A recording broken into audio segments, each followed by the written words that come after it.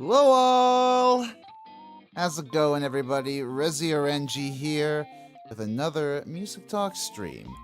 Happy weekend, y'all. I hope you're all having a nice weekend. I've been decently busy myself, trying to get done the glam metal origin script. I'm damn close. I'm almost on the fucking conclusion, so believe me, you'll be hearing a lot more soon about that. And I mean, for patrons, I'm going to be trying to write another blog post for tomorrow for exclusively there. So, there's a lot of news coming soon. But today, I'm happy to say that I'm trying to branch out from beyond my immediate friend group, and I've got another cool music VTuber here that I'm excited to get to know.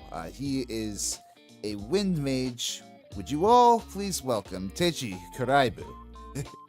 Hello everyone, I'm TejiKuraibu. How's it going, man? I'm going pretty well, honestly. Nice. Very hyped to be in this podcast. It's my first time. Yeah, well, I don't know if it's a podcast, if it's a talk show, if it's a stream or what have you. It's definitely a thing. I love doing this every week, at least something to keep the lights on my channel while I'm working on it. Because I'm a music deep dive sort of like video essayist VTuber. I'm not one of those people who streams too regularly. But yeah, welcome to the stream. I usually love to talk, like my sorts of tastes, like my guest tastes, like how we got into music or how we love music and that sort of thing. So I guess to open the floor to you, like what inspired you to get into music or sort of pursue the music path that you're on right now? Because obviously, for any of you who don't know, for my chat, Teji is he does a lot of commissions. He's very very skilled on the production end of things. So yes, Teji, take it away. When it comes to music, music wasn't really my passion at the very beginning. It started around when I was grade 4 or 5. We were required to play the ukulele. Oh, and cool. That's when it started like being interesting to me. The ukulele was like really fun, and in my context, when I played the instrument, it got really competitive in my class. We wanted to see who was best in the entire grade school grade. God. So I've been thinking for a long time, like, what if, like, I or somebody else in the world suddenly just picked up the ukulele one day to become like some like Eddie Van Halen or Paganini of the instrument, just like completely virtuosic talent. Unseen. I don't know. You wouldn't think of the ukulele as such an instrument. It's very easy to get into, like from what I can tell. Like, and it's interesting that was your introductory. I always think of the ukulele as a sort of very introductory instrument. yeah. I remember in college, like we had like ukulele club. I mean, I wasn't a part of that, but okay, good. Yeah. That was a lot of the white girls, Yeah. These days, I don't really consider the ukulele an instrument. Honestly, I see it more of like a toy now. After learning guitar and stuff, it just more looks like something you'd buy off a toy store for your kids. Oh yeah, no, for sure. Yeah, definitely. I mean, I don't know. There's some like there's a lot to be said. Like, I'm sure there's a lot to be said for its history in Hawaii. My dad actually lives out in Hawaii, and he's learned a bit about he plays the guitar himself. He's learned a bit off of the locals there, in terms of guitar technique and stuff. So I don't profess to know too much about Hawaiian music myself, but it's I'd love to, I guess, learn about I guess serious ukulele, for lack of a better word. Yeah, I feel like there are virtuosos in um ukulele that do exist, and I just don't see it myself as something that could be an instrument as a professional. Right, But there are right. definitely people who do that professionally. Yeah. But you got into like classical training, right? Like what instruments did you eventually learn? After I learned the ukulele, I guess if you could consider that learning an instrument, I drifted into guitar because Oh, in one of my nice. tweets a long time ago, back in Facebook days, I told everyone that I'm not playing ukulele anymore. It was not an instrument anymore to me. It was too simple. I'm switching to the guitar, and Yeah. that's when I started playing guitar. At Mm, first, though, I was not really classically trained. I dabbled a little bit on not electric, yeah. acoustic by myself, just testing it out. I took a few lessons. Hmm. It wasn't until like grade 7 where I actually took it classically. Oh, that's cool. You know, I've always tried picking up I've tried like 3 separate times to pick up the guitar. You know, my parents have been very supportive of that, but I've never been able to sit down and take my lessons really well, not lessons so much, but practicing really seriously. I've always been more, I guess, focused on the rhythmic aspects of the music than than trying to nail down all the scales. So I'm a Yeah. drummer. I'm more, I guess, Oh. rhythmically minded about holding down that beat and all that stuff. Yeah, yeah. uh, but yeah, you so you learn, I guess, what sort of what what- how to say I guess you played a lot of Spanish music then in your Oh, lessons, or like learn. yes, actually. That's cool. Um, I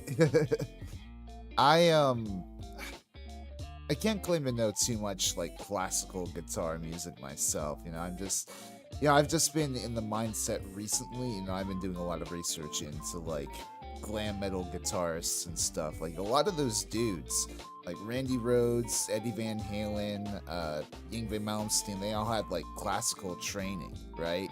mm, Like it's insane the sort of like precision and technique you get out of doing it up like yeah. that.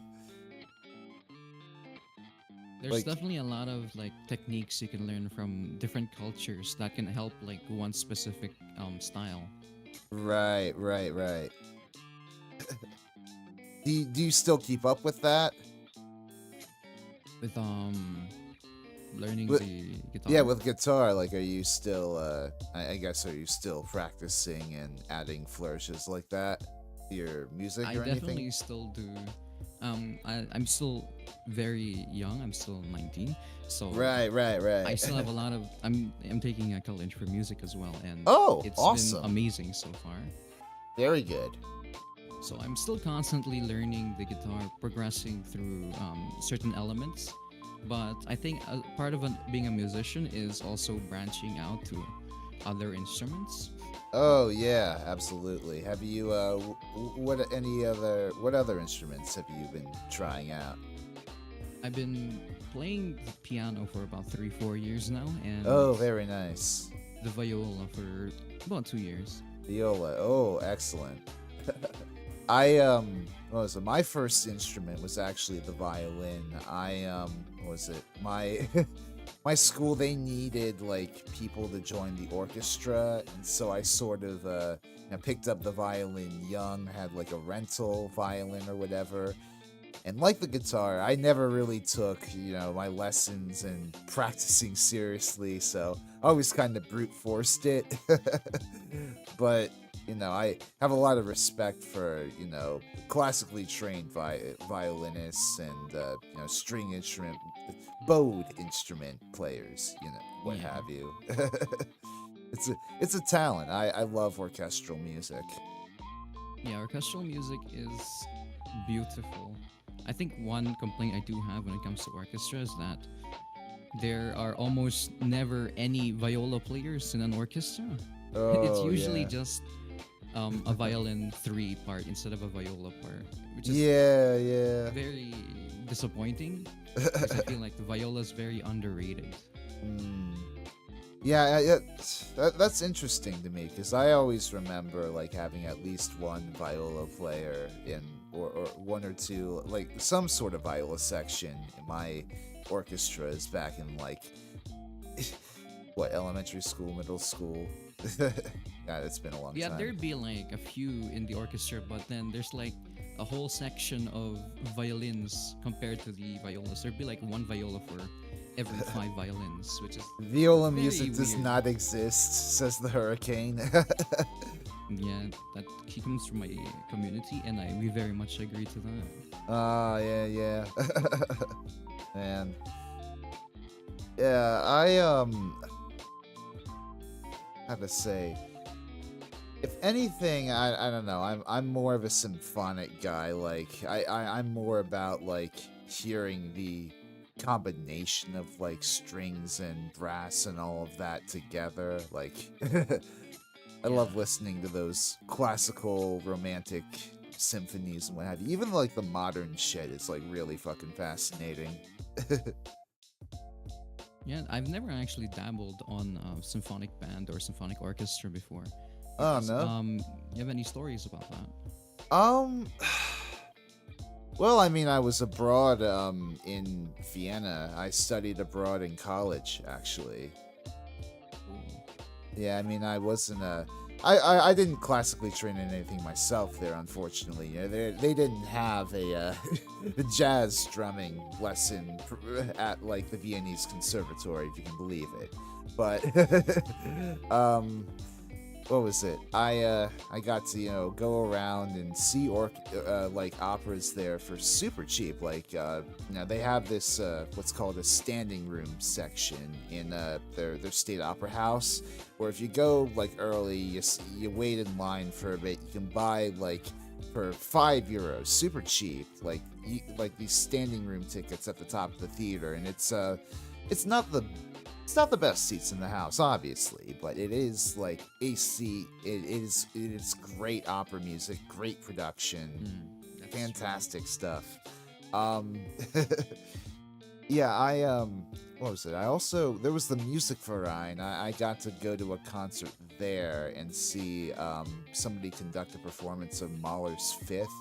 Like if you've ever heard of Gustav Mahler, like I highly recommend delving into him further. His music is just phenomenal. Like his nine symphonies, and technically he wrote some of a tenth, but like that was left unfinished, and people had to finish that up for him.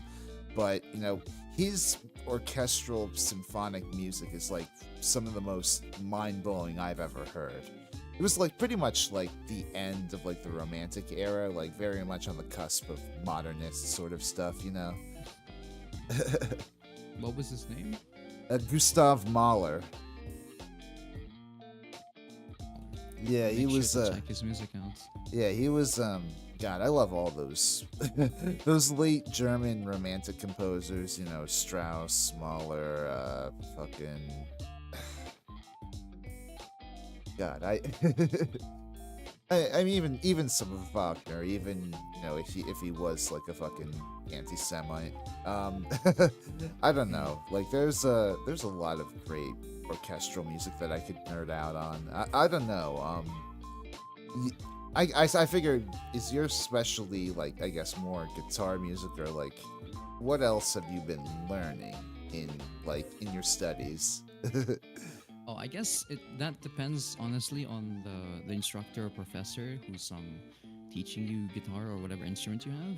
For Oh my yeah, yeah. case, my professor was very flexible when it comes to the music I wanted to play. He didn't Oh nice. force like classical music to me, though I still had to learn classical music. He let me branch out to like flamenco, tango, and even anime music, believe it or not. That's fun. Oh man, yeah. I had some great professors in college. I took jazz lessons with this one really cool dude. he was hella unhealthy, and he actually passed a few years back, unfortunately. But he was a phenomenal drummer and taught me all sorts of things about wrist movement and dynamics and all that stuff. And they also had I also had some classical training on the side. Like I took some lessons in like snare technique and being able to I guess do all these fancy paradiddles and I guess God, That's my terminology is failing me. it's all good. I think as a musician, we forget a lot about our terminologies. Oh we yeah, often yeah. just simplify terms for our own convenience. So Yeah. No, it was really fun though. Funny thing is, before I was able to take snare lessons, I actually had a semester of marimba, oddly enough, because oh, the professor at the college who usually did snare technique and all that stuff, he wasn't there for the semester, and so they got the other guy who was I don't know if he was head of the department at the time, but he was former head of the department, very weird dude, composes a lot of modernist abstract music, but his specialty is in marimba. So I I got to learn a bit of marimba for a semester, and that was fun. But now I'm kind of well, shit, what do I do with that now? Because I can't exactly drop everything and buy a marimba, right? that's Can't really true. practice anything like that. Hello, Kimberly Vuong. Welcome to chat. Well, that's interesting though.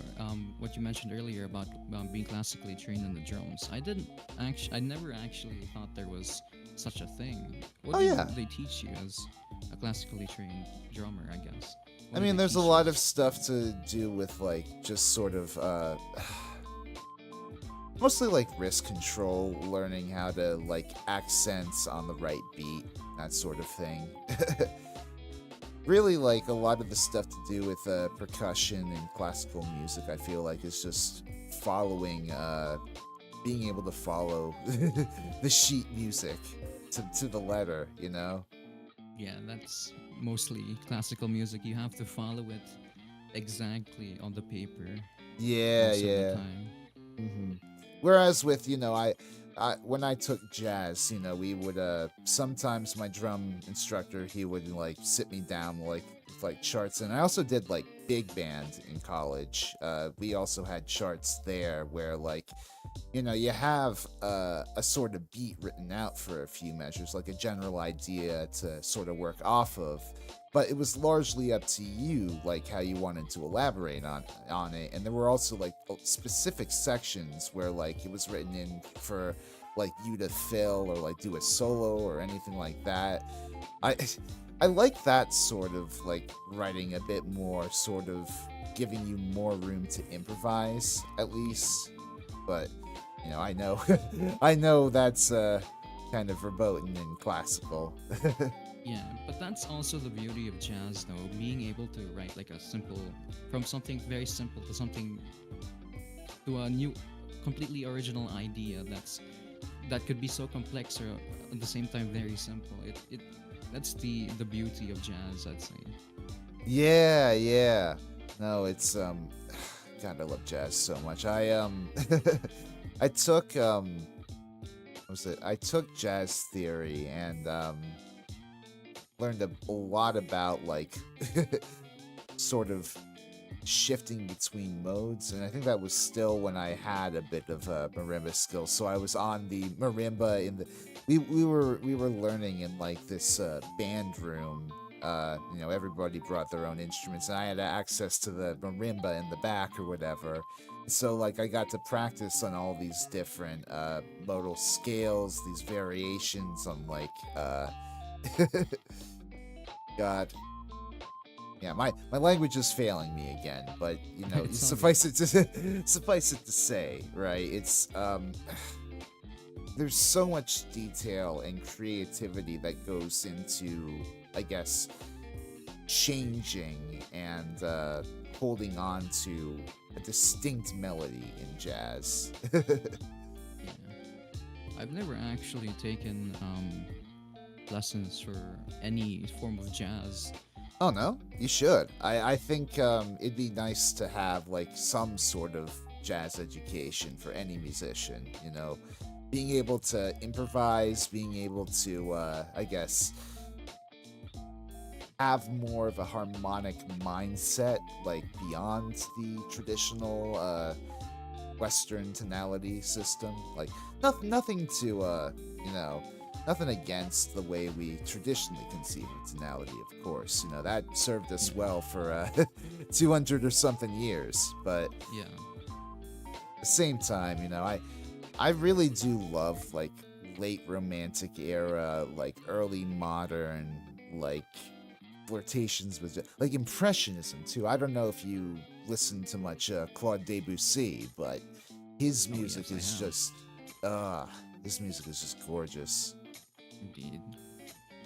Uh, what else?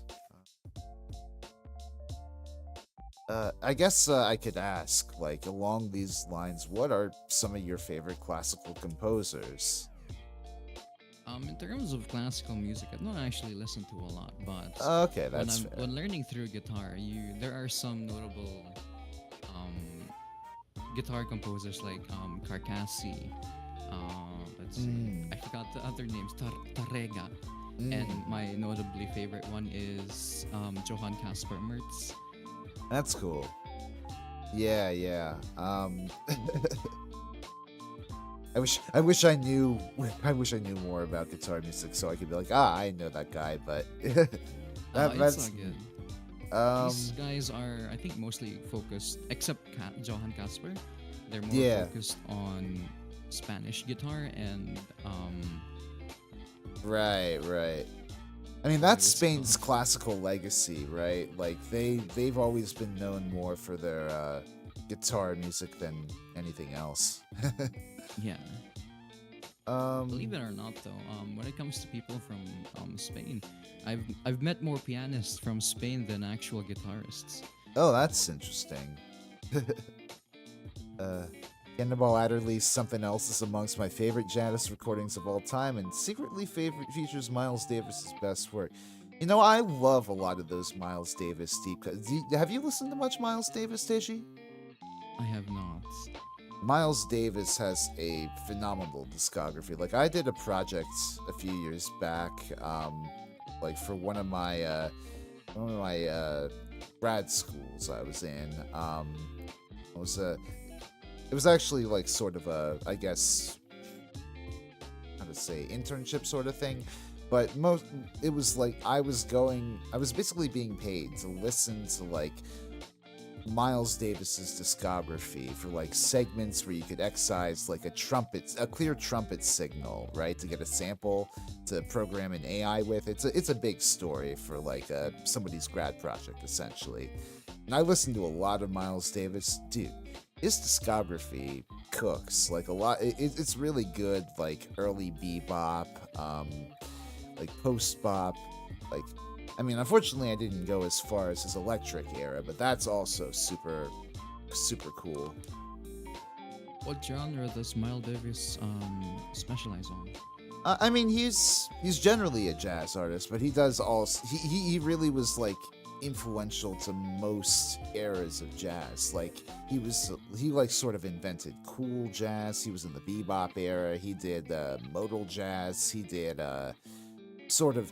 Oh, you might enjoy Sketches of Spain. That's the album he did. That's very Sketches of sort of Spain. Spanish classical influenced, like trumpet work and all that sort of stuff. Um, hey, Sunshine, Cool Water, and Plastic One. How's it going? Huge project for you to consider, but can you do a deep dive on 80s glam metal versus 90s grunge and new metal? Well, I mean, good news on that first part. I am doing a deep dive on 80s glam. I don't know exactly how much I'm going to dive into 90s grunge and new metal during that series, but I'm probably going to give that a mention. I don't know. Let's see.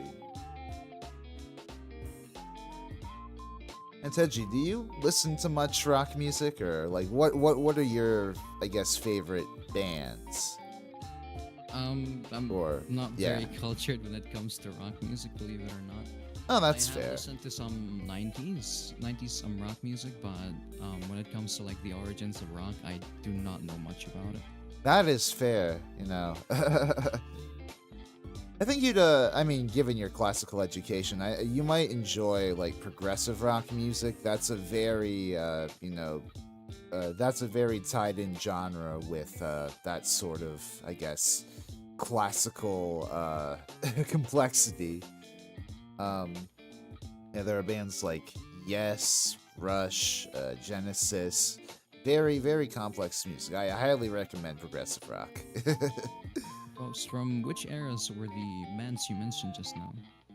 70s. It's a lot 70s. of yeah, they're very how to say progressive rock back in the 60s and 70s. It was a I'm surprised. Like it was a very commercially successful genre, but then again, you know, this was just coming off of the 60s. People were still on a lot of drugs, you know, like Yeah. hippies were legion. Uh what else? Let's see. Um So I guess in your college, have you had a lot of opportunities to really perform? Like, do you do recitals? Yeah, in the college I'm in, we have performances for our pieces every now and then. It's a time where most of the students get on a small stage and we play whatever we've learned for the past few months. I had one of those I think 2 or 3 months. Yeah, 2 3 months ago I played Johann Caspar Mertz's two pieces from his Barden Klang um, playlist. Yeah, so we have very much regular performances. They're not That's really cool. official. They're not something that you have to buy tickets for. They're kind of just like for us to like showcase our progress so far. Yeah, I know. I remember doing that too. Actually, I what was it? Back in college, I took vocal lessons for a time, and I remember doing those sorts of recitals where it was like the instructor you took vocal lessons sort of presented his roster of students, you know, in a Mm, recital, yeah. and you know, I got to go up and sing. It was actually a Mahler tune one time. He did a few like German sort of lieder style music. Like I don't know if you're familiar with German lieder at all. Like they're basically like solo piano. Well, not solo. Well, how to say you got a pianist accompanying like a solo vocalist essentially, and it's like sort of Okay. a poem singing. Um, essentially. Very like romantic era sort of style of song. It sounds very nice. I think I'll have to check Yeah, no, those. I love love romantic era music, man. It's great. Have you I don't know, what in playing piano, have you come across Chopin at all? I have. I think most pianists, if not all, would already have come across Oh. Chopin Well, yeah. in their lifetime. Even in their first year, I'm sure they've heard of it. Yeah, yeah. That's true. That's true. And I I've wanted to pick up the piano for some time, but you know, I've never been able to do anything more than like plunk anything out. I remember we had a bunch of practice rooms at our college that I would always go down to more to figure out like song ideas for myself than to actually seriously figure out piano. They never had good sound insulation anyway, so I think a big problem for when people try to learn piano is that it's got a huge learning curve, and it's one of the most it's one of the hardest instruments to get into while playing because of how complex it is, having to yeah, be used with coordination between 10 fingers. absolutely.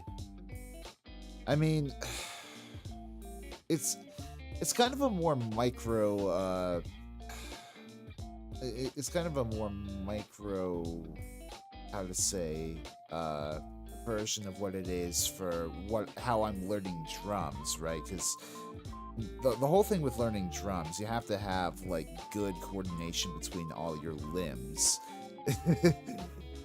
I feel like with piano, that's like shrinking it down where every finger is a limb essentially. And every finger is connected to more than one note, which is very very hard to get Yeah, used to. yeah. Oh my god. I have a friend who's a really good jazz pianist. We actually met in college. We still sort of play music together from time to time, but Mm. very tiny dude. But he's got a super good reach for the piano. Oh, yeah. uh, Finger dexterity is very important to piano as well. mhm. Sketches of Spain was a true labor of love for Miles. It was the follow-up to KOB, and the label hated it.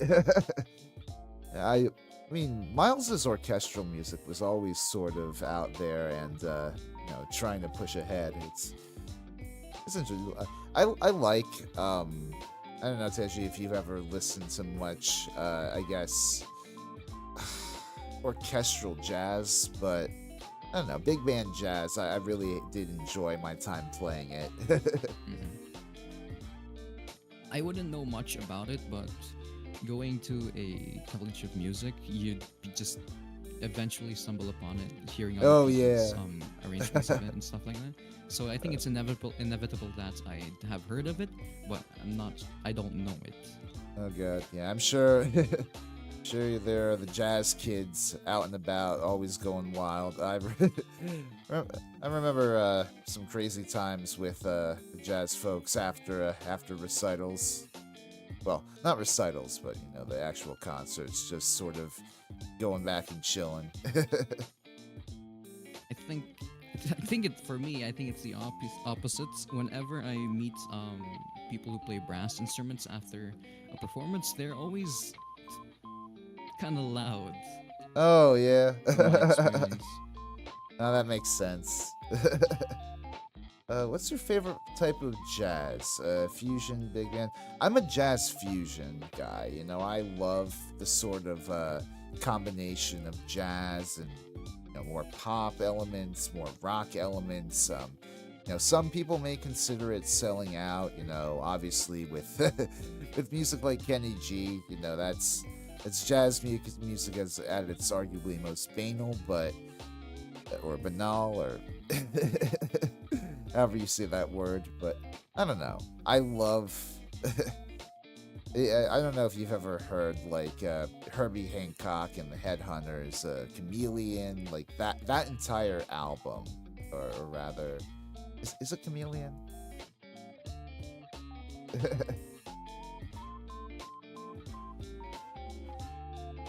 Song.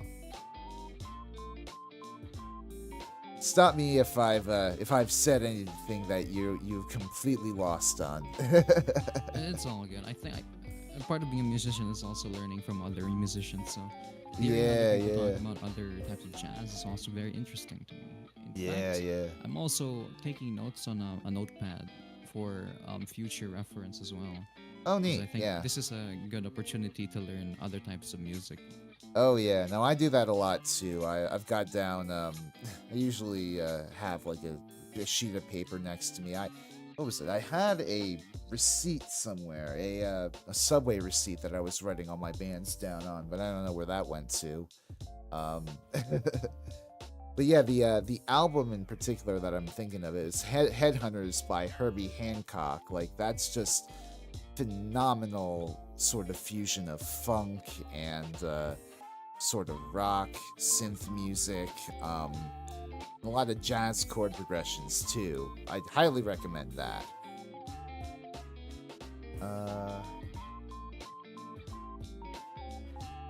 I don't know. What is it? Do you have a program in your school where you have to go to like different concerts or whatever? Not that I know of. I know they give like occasionally they give out free seats or tickets to some concerts as complimentary for going to their school, but I've not Oh, okay. really attended much of them. I've only Oh, attended one so far, but I've also only interesting. been there for about a year, so I might Right. have more opportunities in the future. That's interesting. Yeah, I'm just I remember it was like sort of a requirement. I don't know if it was like I forget if it was for like being a music performance major in general or what, but I remember having to it was a requirement having to go to like at least two different concerts put on by the music department during the year, and not not that I'm complaining. I really did enjoy seeing, fellow music department people doing what they did best, but Yeah.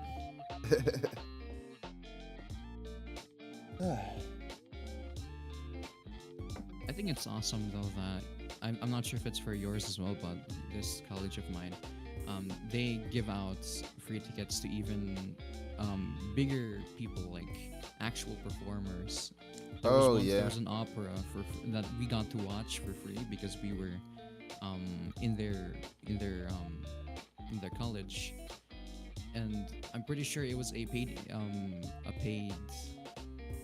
opera for other people, but since we were in this college, we got it for free.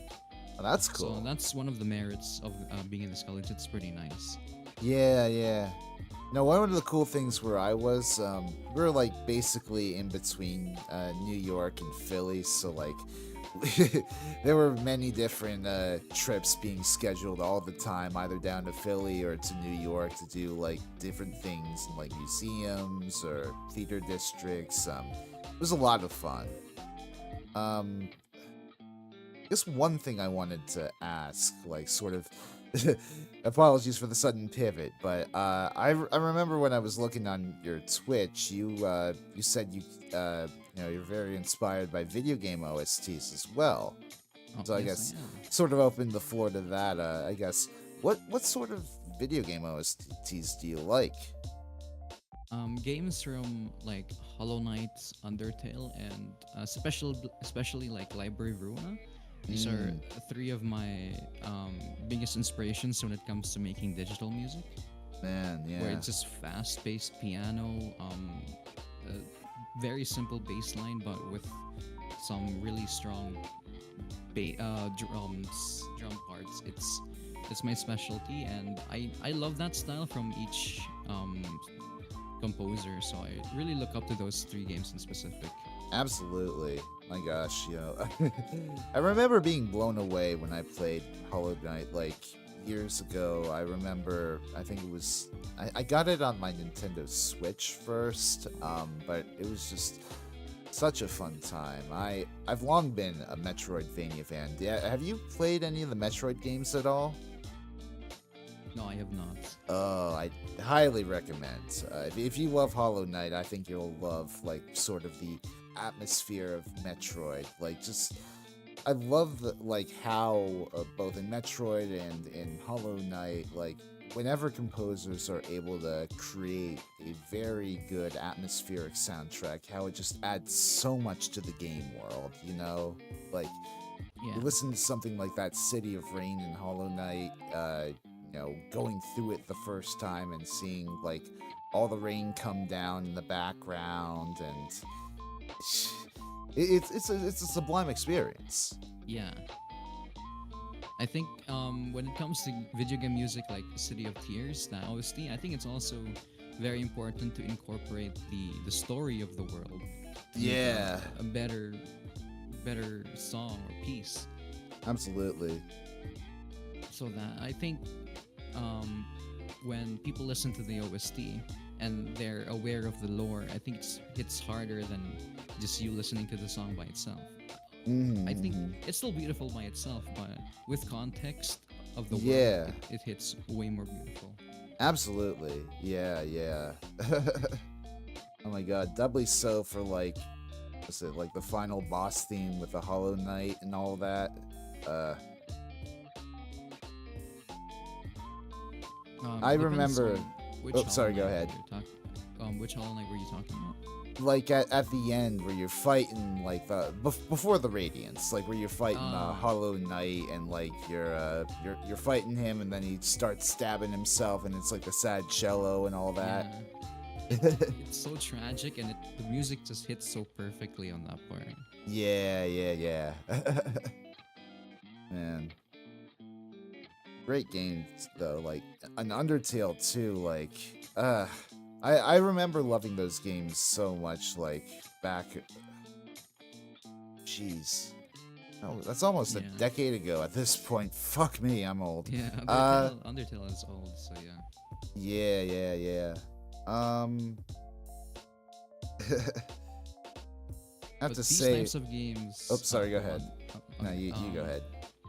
These types of games are what they inspired me to make music 3 to 4 years ago digitally, and then inspired me to make commissions for it 2 years ago.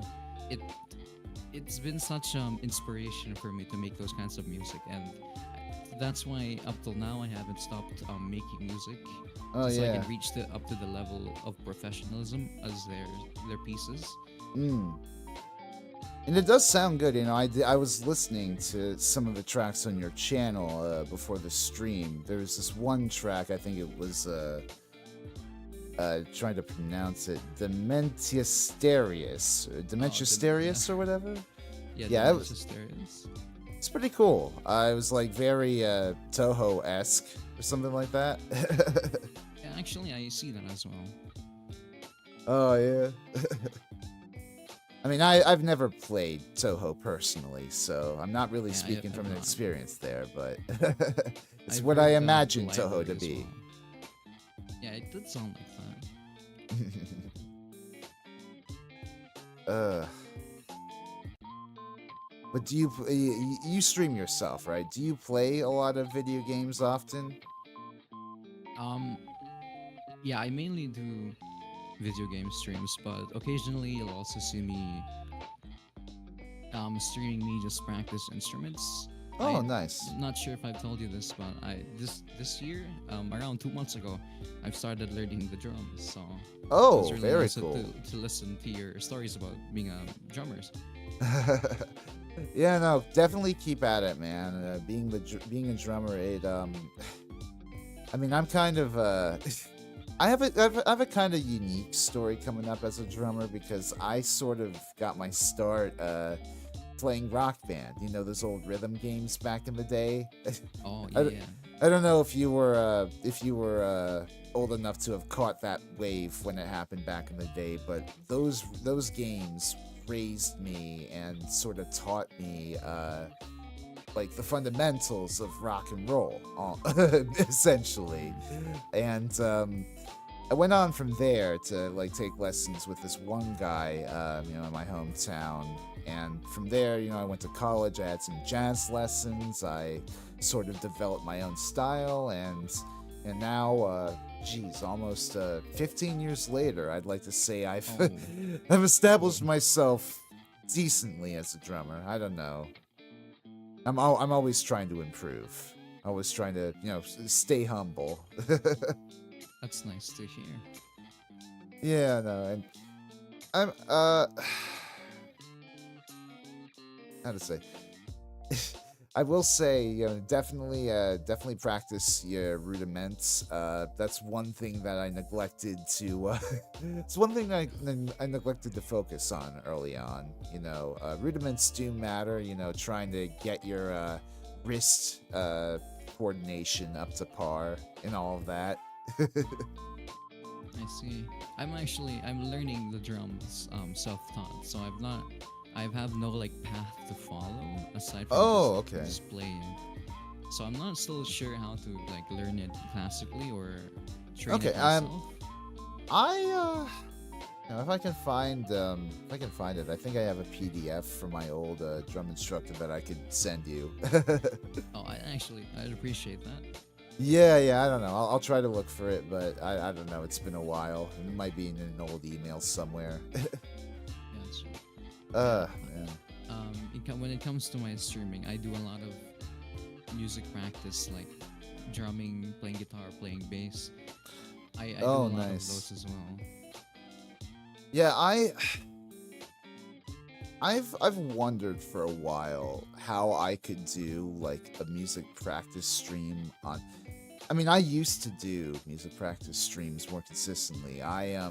There was a time where I had like harmonicas, and I learned for how to do some basic blowing and improvising on the harmonica, whatever. But I haven't kept up with it. That was ages ago, like back during that was back during 2021. I haven't touched the harmonica in a while. I think it's good to have experience with other smaller instruments like the harmonica and the triangle. It's Yeah.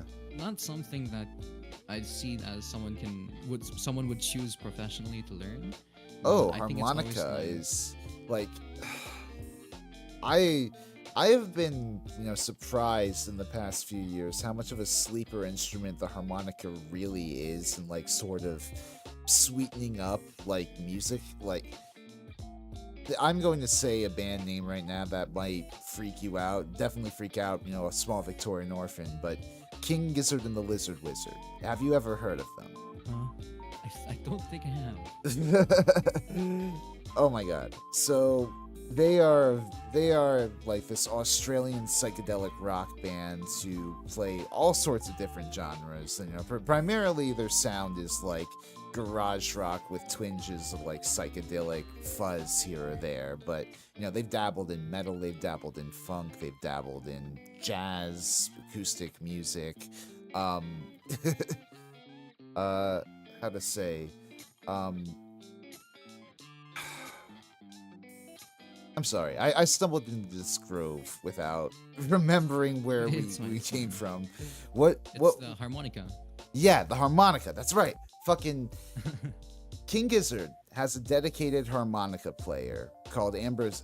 His name is Ambrose Kenny Smith, and like some of the riffs that he plays in those songs like punch them up just that much more, and that was what in turn inspired me to start learning a bit of harmonica myself. I can't do the stuff he does. I feel like I want to buy like a chromatic harmonica sometimes, so I don't have to like sort through a box of different harmonicas. But otherwise, I like the harmonica is a fucking cool instrument. Not just for that, but its history too, with being so ingrained in the blues and all that. Yeah. Oh man. I think Not that I know too much about blues. Sorry, go ahead. it's okay. I don't know much about jazz in general, so. But yeah, the only or like the first person that I've seen play harmonica in an actual recording is Bob Dylan. I Oh don't yeah. remember the name of the song, but he incorporated harmonica in one of the songs, and it sounded nice. Yeah. I never thought about adding a harmonica as a melody in some No, way. it's cool. Yeah, I love the way Bob Dylan does it in his early songs, where it's like he has that attachment like from his neck, right? Playing the harmonica that way. That's really neat. I feel like that's not as like the thing with doing it that way, it's not as precise, right? You can't really get the right intonation out of it as you want. At that point, it's more of like an accompaniment instrument, I guess. Yeah. I don't know. I haven't listened to that much Bob Dylan, admittedly. My friends are far much more into him than I am. I'm not that deep into the Bob Dylan stuff either. It's just one of the composers my professor likes to mention a lot. And when it comes to like acoustic music and music back then, I guess. Because I mean, makes apparently sense. he was considered one of like the greatest guitarists of all time back then. So I had to like search them up every now and then to see his works. Yeah. I mean, I can't attest personally for Dylan's guitar ability, but he certainly was a hell of a songwriter. That is true. His songs were very poetic in a way. God. I, there's just something about like artists with huge discographies like Dylan's or like any other people who've been active like for that long where I want to get into them, right? But you look at their discographies and you're like, it's a sort of One Piece scenario, right? Like you, Mm. you don't want to spend all that much time plunging into it, right? Yeah. God. It's Yeah, just like it's something you're just gonna dabble on every now and then, but not really like look into it yeah, that deep. exactly. Exactly. My parents, they used to be Deadheads, like followers of the Grateful Dead. I don't know if you're familiar, but they were this old, like, American psychedelic rock band that used to be really famous for, like, going around the country and, like, attracting, like, these roaming bands of, like, fans, like, going town to town and attending their shows. And, like, it was this whole cultural thing, and my parents were a part of it, like in the 80s and the 90s. But then, unfortunately, their frontman passed away in the mid 90s from like drug complications. But it was that whole thing, that whole fucking jam band scene. I've never really gotten behind it because it's these bands, they produce like all these studio albums, right? There's all this music, and then you go to the shows and like they extend it by like absurd lengths, and it's like then you got to catch up on the live bootlegs too and learn all the certain variations and stuff. And see, I don't think I ever clicked with a jam band really like the Grateful Dead, right? Yeah. Until King Gizzard. Because recently King Gizzard have been doing more of that, extending stuff live, like trying to take their songs and play with them a bit more. But it's just like like I inculcated in that shit, right? I had to be in the King Gizzard fan base first and know all their music beforehand, before they got all jammy. But like I see somebody like the Grateful Dead or Fish or any of the other jam bands, like Humphreys McGee. I probably just spouting off all these, but like all these bands have like discographies that are like mountainous, and I'm just a small cat boy trying to listen to as much music as he can before he passes on. I do not need all these live bootlegs. Yeah.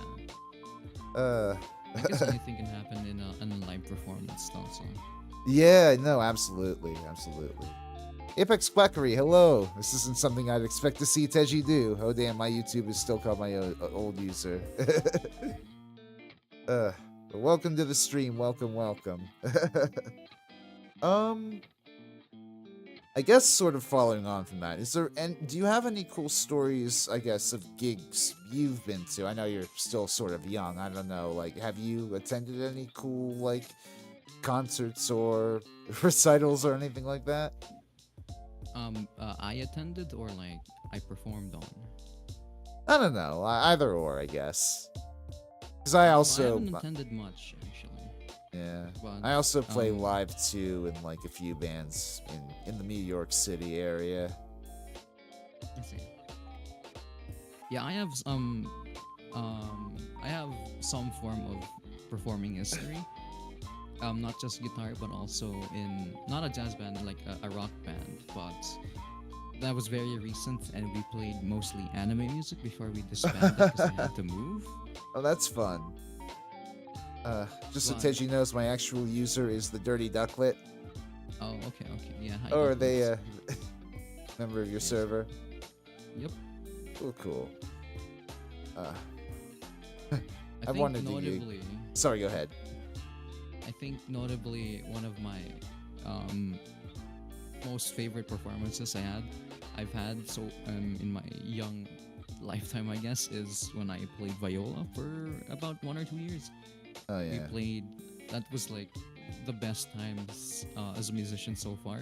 Is when I Yeah. played viola with a huge group of other people who Mhm. played violin, cello, and stuff like that. It was an amazing experience. Mhm.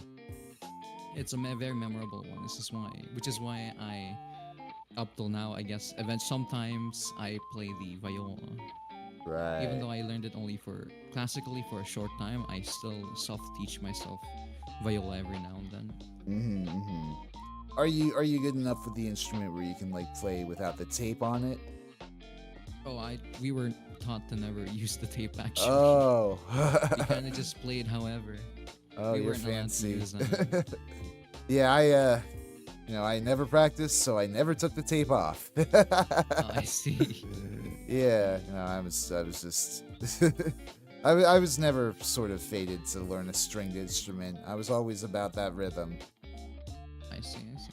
Uh, I think I like. I, for me, I guess I'd say I'm fated to play stringed instruments. When it oh comes to yeah. brass and woodwinds, I've tried some of them. I tried playing the French horn at one point. Mm, It just didn't quite stick to me. Maybe if I learned it for a bit longer, I would have gotten used to it. But I didn't get to that part because I feel like it just wasn't for me to learn brass yeah. instruments and wind instruments. Did you ever learn recorder in elementary school? Oh, that's an exception. Yeah, I have tried. I tried that Yeah, before. that's Yes. that's the extent of my woodwind experience. Okay, we're the same. We're the same. Yeah, That's my yeah, only yeah, woodwind. yeah. Uh, I did have a lot of fun playing in jazz ensembles though, and seeing people play woodwinds. It's definitely cool getting to hear a killer jazz horn section. I'll tell you what.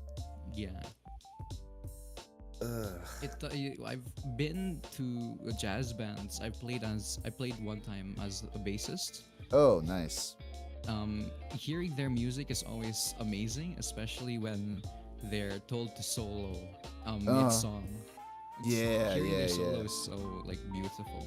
Hmm. I don't know if you follow Adam Neely at all on YouTube. He's a really good channel when it comes to like casually talking about jazz and I guess jazz theory and music theory and all that stuff. Highly recommended. He also he's a bassist. He does a lot of cool shit on that. Um, let's see. I am just realizing that I'm out of water. Do you mind if I go get some of that real quick?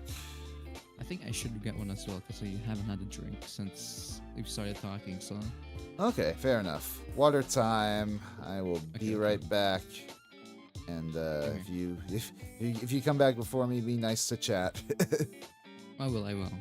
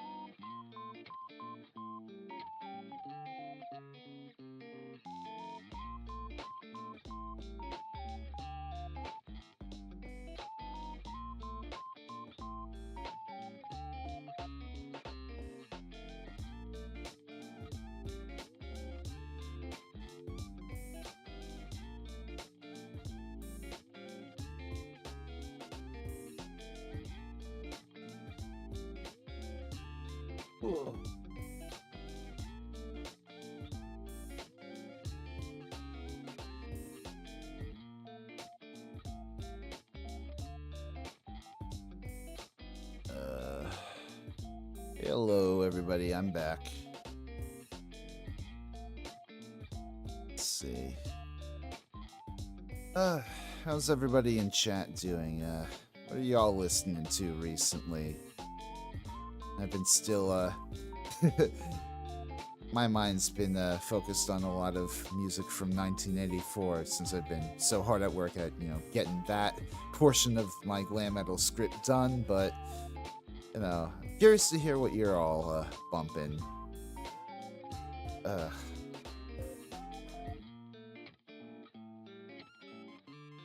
I'll tell you, I have no idea how I'm gonna get through this next fucking part, the glam metal retrospective. If I'm feeling this burnt out on only 53 or something albums so far that I've covered. Hey, Rosemary Garden, how's it going? Welcome to the chat. Good to see you. Are you here from Teji's server? I know he's got a few of his people coming. uh, I've had a lot of fun putting the script together for the Glam episode, but I'm definitely ready for it to be done with. And hopefully I'll be able to do, maybe some extra content on this side other than this episode to space things out between that and the next one. But I don't know. I've still got a whole shit ton of different plans that I'm thinking up in my head for the channel, but yes, I am. Well, how are you? I'm doing well. This is my first time really talking with Teji, and he's a pretty chill dude, pretty good person. I like chatting it up with musically minded people, and getting to exchange ideas. I've been listening Hello. to. Hey, Teji, welcome back. I've been listening to They Might Be Giants mostly. Oh, I need to listen to more They Might Be Giants. I've only really ever listened to Flood. Teji, rock band for you to check out if you're ever interested. They Might Be Giants. Yep. They're kind of a quirky or rock band, but they're definitely really good with their pop songwriting. Their 1990 album Flood, really really good. I'll check it out. So you also stream Osu from time to time, is that right? Actually, yes. Osu is actually one of my most popular games to stream on my channel. See, what I'm wondering is how can you stream that, like, legally speaking? Isn't there a lot of like DMCA like rich music in that? In Osu, apart from me, I could always just not publish the VOD, but in That's Osu, most true. of the songs, they're not gonna strike you for any of the songs you're playing. They're at worst, they're just going to mute the audio on the stream. Oh, okay, that makes sense. Because As long I as you, oh, sorry, go ahead. as long as you don't claim the music for your own, it's all good. Hmm. Yeah, see, my thing is I've wanted for a while to get into Clone Hero. I don't know if you've heard. It's like I heard basically that, oh, you have. Oh, it's I've wanted to get back.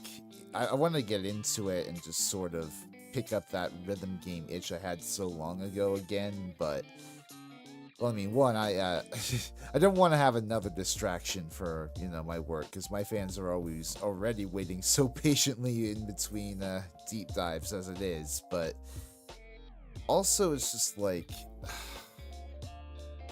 I I I don't think you could ever really get away nowadays with like putting up so many videos or streaming so many hours of like these rhythm games nowadays with DMC as it is, and that sucks. Yeah. I mean, it's not like my channel. It's not like I ever like monetize my channel as it is. I'm fine with having the full copyrighted song in the actual video as long as gets the point across. But it's one of those inconveniences. That's true. I think for small content creators, using, as long as you're not claiming them, of course. Again, I think using other people's music as like background music or as for a rhythm game is fine. Yeah. Yeah, it's it's tricky. I would love to eventually do like rhythm game streams on my channel, but I don't know. I would have to find the right one, or either, VOD it or whatever. It's true. Private the VOD. The rules could be different for YouTube streamers, so I'm not sure if they're the same. Yeah, no, that's true. Because I heard Undertale, there was a problem with Undertale's music. Oh being my god, streamed on yeah, that YouTube. was That was a whole thing. But it was Didn't fine like on Toby Fox streaming have or to Twitch. step in and like Yeah, he had to. adjust things himself? Which God bless Toby Fox. I love that guy. He's a very awesome person. Makes Mhm. good games, has a good team. Yeah, yeah. I was just it was crazy like being in college when Undertale dropped, you know, having lived my life as I had up until then and experienced like so many, you know, generations of games and like then all of a sudden this guy comes out of nowhere and like dominates all the fucking sales charts with this tiny like RPG maker ass thing that he made in his basement and it's just it rules. Yeah, it's insane how he could do it with such a small team. Mm. Yeah, yeah. It was like him and like how many other people? Like two? I don't know. Which I think two or three. I know one of them was in charge of the music, so Yeah, yeah. um let's see. What's to ask? no. There's actually one thing I'd like to know about you. Oh yeah, If that's go fine. ahead. Yeah, because this is also like related to my struggles as a musician. So I thought maybe I'd like to know your opinion on this one. Sure, go ahead. Knowing that music in Oh, general is a very give me 1 second. oh Da-da-da-da.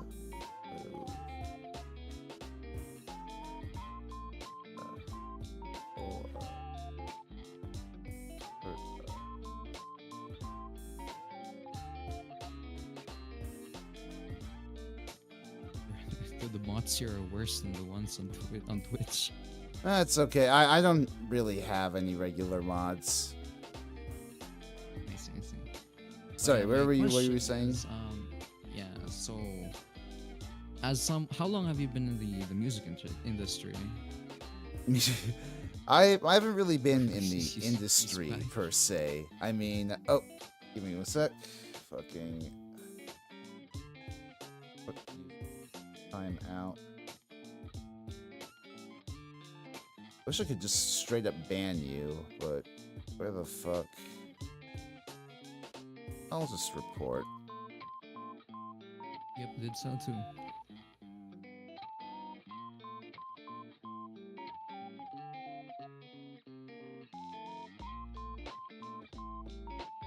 That's annoying. Yeah, no, go ahead. Yeah. How have you been active in the music industry whatsoever? I mean,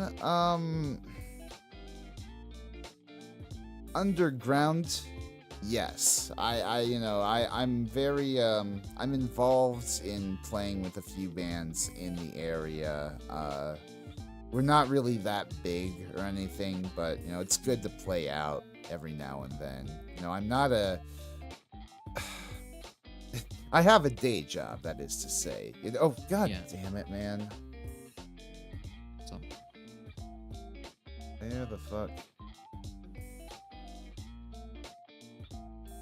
1 second.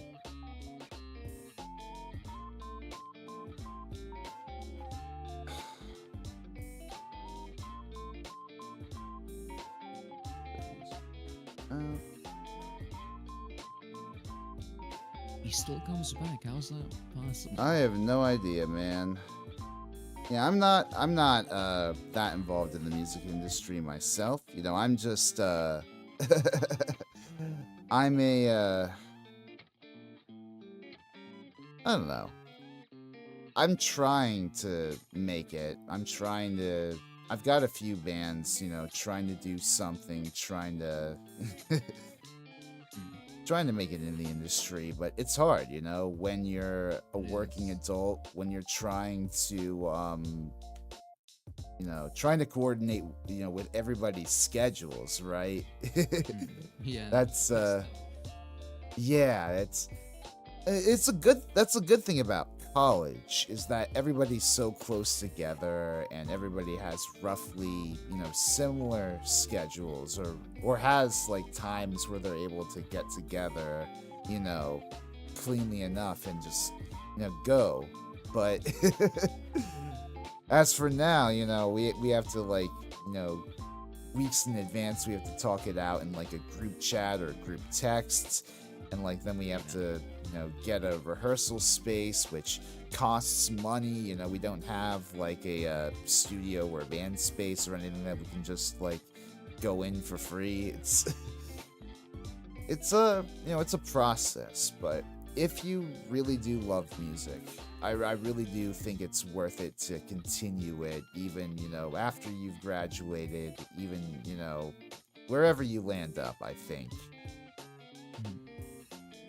Um, I'm sorry, was that the motivation you were looking for? I don't know Yeah, if... yeah, it's something similar to that because I've been told plenty of times that music should just stay as a hobby and I should get like a quote unquote actual job.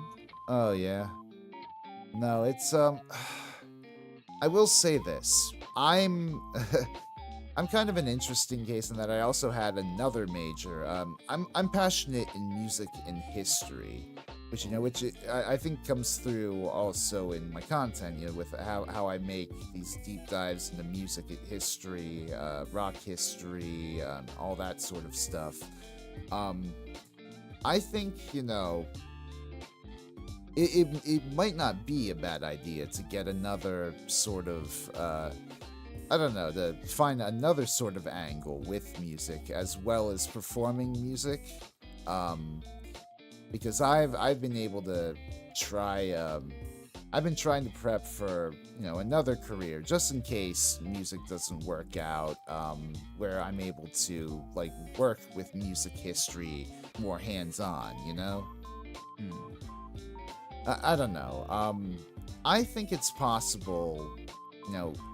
To find a good paying job as a musician. I certainly I'm a dude I'm in a band with. He actually makes a living off of playing nursing homes, doing all these sorts of other events, gig work essentially for guitarists. So you definitely could find a niche doing that sort of thing, giving lessons to yourself. It's all sorts of ways for a musician to make a living. And especially, depending on where you're going to college, you could definitely, bump up your credentials, say, like X-trained guitarist or whatever. I don't know. Yeah. Really, I think the thing is when you're an adult that's just come out of college, that's when the I guess you really got to begin to sell yourself and what it is you've, I guess, what it is you've built so far, who you've become as a person. Which is why, I love seeing the work you're doing now. It seems you're building a pretty neat portfolio on YouTube, at least. Yeah. Sort of related to that, I've been wondering, is your main line of work like commissions? Like I've seen a few commissions on your channel. Oh no, I work a part-time job IRL as well. Oh, Commissions okay. are just something I do every now and then if I get commission, I guess. So I do make money on IRL as well. Oh, okay, that makes sense. So I guess I take it you work more on your own stuff most of the time. In terms of music, Yeah. yeah, the latest project actually, the Dementia Stereos you mentioned, is not commissioned work. It was more of just something I came up on my mind while watching someone stream. Oh, neat. I feel like I have more opportunities to grow when I'm not doing commissions, because when I'm doing a commission, I have to give it my all. Give it like I can't be too risky or else it might not sound as well. But when I'm doing like commissions, non-commissions and stuff, just something for a passion, I have more freedom to add whatever I want. If it's some weird instrument along the music, or I don't know, some weird notes, no one will really care except me, I guess. Yeah. Hey, Teji, I'm going to hang up real quick this call because it doesn't look like your Fugi is moving at all when you speak. I just want to Okay. check. Yeah, just want to check to see. One sec. Try talking. Mic test. Uh, hmm. Now it looks like your it looks like your Fugi is permanently on. Oh, that's normal. My my mic on Discord is just 100% always on green, even Oh, though you don't okay. hear me. So it's Yeah, normal I for guess him. that It's makes 100% sense. on. That's fine. That's fine. It's some weird things with voice meter. I'm not sure how to fix it myself. Yeah. it's it's always a hard thing getting good audio as a VTuber. God knows I've had to invest a Yeah. bit to try and to try and get a good sound from my room. That's it's very expensive to do like audio and stuff like that. Hmm. I Yeah, guess you're I've got a I got a blue Yeti with a pop filter hanging on a mic stand in front of me. That's a setup that I came to like after years of sort of testing. I've seen a lot of people use Blue Yeti. Is there a specific reason as to why you chose that brand? Yeah, they're cheap. They're reliable. You know, they're a decent mic that you can basically add a bunch of filters and effects to in OBS and basically get it sounding how you want to sound it. It's what kind of microphone, or is it condenser, dynamic? I think there are a few different options. Like there's a switch on the back that allows you to set a few different patterns. Nice. Hey Anne-Marie Francis, how's it going? Welcome to the stream. Yeah, no, I've had this Yeti for a few years now, I think. I think I actually got it when when I started VTubing back in 2021. I went to this one tech shop and got it was a blue Yeti, a gaming PC, and like something else. And that was like basically my VTuber starter pack. Ah, that's nice. Yeah. God bless the COVID stimulus because I could not have done that otherwise. Yeah, actually, yeah. A part of me, I know COVID was a bad thing overall for, I guess, academics and whatnot, but because of COVID, I got to start up digital music creation and other hobbies. So part of me is Yeah, also grateful that the event happened. mixed blessings, I guess. Yeah, You I know, think I'm. plus it just gave us a lot more free time. Yeah, is that how you got into VTubing? Like being sort of isolated like that, or like how did you get? Yes. Just yes. Anime Yeah. and music, or anime and VTubers is something that came up because I had nothing else to do at home. Oh yeah. No, I used to be big into anime, like more so back in the day. Like I I loved like Code Geass, Kill la Kill, Full Metal Alchemist Brotherhood. Good stuff. I have fucking boomer tastes in anime, man. It's the classics. Yeah. But I haven't really bothered watching any anime since whatchamacallit, uh since getting into VTubers, really. I mean, like I haven't had any reason to. I'm basically watching real life anime. That's true. That's true. That's the same for me actually. I Yeah. don't watch as often as I used to, but I watch way more VTubers now, whether Mm-hmm. indie or company. Yeah. God, I wish I had more time and or energy to commit to watching I mean, I only have so many monitors, right? Yeah. I just and so much bandwidth to follow people's schedules for that matter. Like Yeah. I like Twitch, for instance. I want to be more supportive with like Twitch VTubers, but that's an entirely other infrastructure that I'm not that familiar with. Like, I think there's only like a few different Twitch streamers that like immediately snap my attention to like try to drop everything to see them. You know, I don't know. It's a it's a foreign platform, and I just wish like I could support all the VTubers, but it's hard, man. Yeah, it's really hard. uh I guess sort of along those lines, I guess, are there any dream collabs you have in terms of what you do, like VTuber or otherwise? Um, one collab idea, not specific to any person, but I've always wanted to record a song with other people, with other VTubers. Yeah. I actually had the idea a while back, but some our singer for the group had to drop out, and everyone just stayed silent, and we never got to finish the project. But music, Oh, having collaborations with other music producers was always a big thing for me. oh yeah. Like, I've had it in my mind for a while that I've wanted to do like a sort of VTuber band, like get together a bunch of VTuber musicians and do something together. Like, I'm sure something like that already exists, but like Yeah. trying to make something of that with like other friends and like, you know, being a unit together like that, I feel like it would be very, very fun. Yeah. One problem with having a VTuber band though is not only are we all far apart, Yeah. but there's always that huge delay. Oh, yeah. A friend of mine who's also another guitarist. We tried out some apps that reduce like call delay, Yeah. and he's from the southwest, I think, and I'm Oh, here yeah. in Canada, and the delay is still very much there. It's impossible to get rid of delay, is the thing. So Yeah. live performances where it's just never an option, I guess.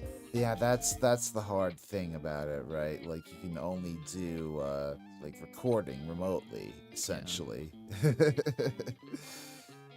But with recording, you need to learn mixing and mastering, which is a big pain in the ass for me and my wallet. Yeah. Are you two One talking about song, music? Well, I'd like to hope we are. mainly. Yeah, we are. We're talking about the logistics of music, I guess. Mm. Yeah, no, it's just like I'd love to like do like a project. The thing is, like, it feels like the VTubers that are having the most success with music are the ones backed by agencies, right? The ones that are able to book these giant venues and like book spaces in cons or whatever. I mean, there are also some indie VTubers singing at cons too, and God bless them. But Yeah. I don't know. It's a lot It's of just expensive. yeah. Like Even freaking if you like, go on. Hololive. They're coming to me, Yeah. like literally like a few blocks away from where I live. Oh, And I'm so tempted to get tickets, but you know, I don't know what with expenses or whatever, if that's a wise idea, right? God. yeah. I think me personally, I would take it in a heartbeat. Because I'm a big fan of Hololive, and their music is really nice to listen to. Oh yeah, no, for sure. I see. The thing with me and VTuber entertainment, or rather, VTuber idol music in general. I wish it had more elements of, you know, rock and the stuff that I liked. You know, obviously, I'm sure like there's some stellar music being made out of EN, and I don't want to dismiss any of that, but at the same time, not all of it is my speed, how to say. So I've always far preferred, I guess, the personality and the conversations and that aspect of, I guess, the agency VTubing as opposed to the original songs or anything like that.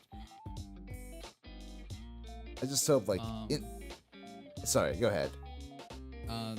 if you're looking for like more rock idol music, there's a band called Roselia. It's not really a Oh yeah, VTuber kind of thing, but it's a rock, mainly rock and metal kind of idol music, which is really nice. interesting. They have the name of a Pokemon. Roselia? I think so. I don't know. Oh, Rosalia. yeah.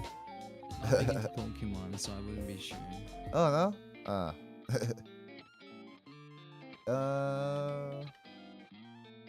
Let's see.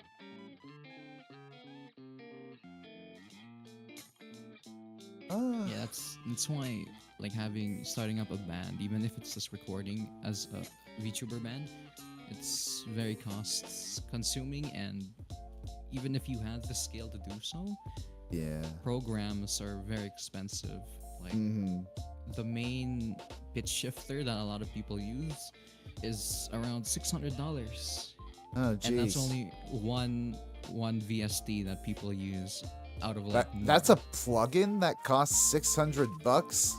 yeah, it's a $600 plugin. What the It's fuck, man? It's insane. Man. And that's only one that you need. There's a lot more. That's why it's very expensive. That's why I haven't dabbled into mixing and mastering audio. I've only done composing because it's slightly less costly, I guess. Yeah.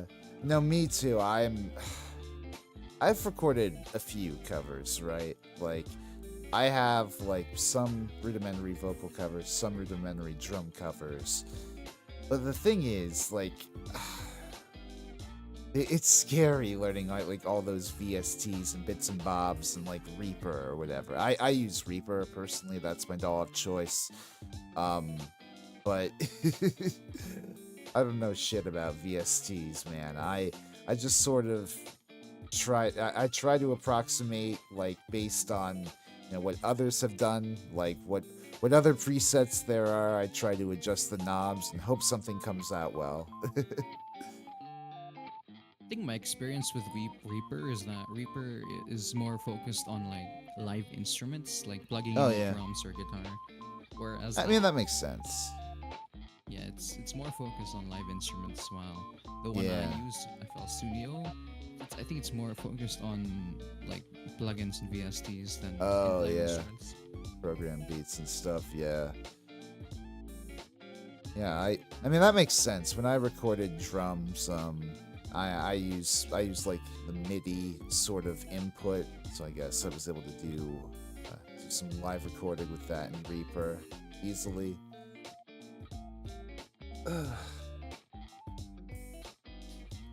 It could be.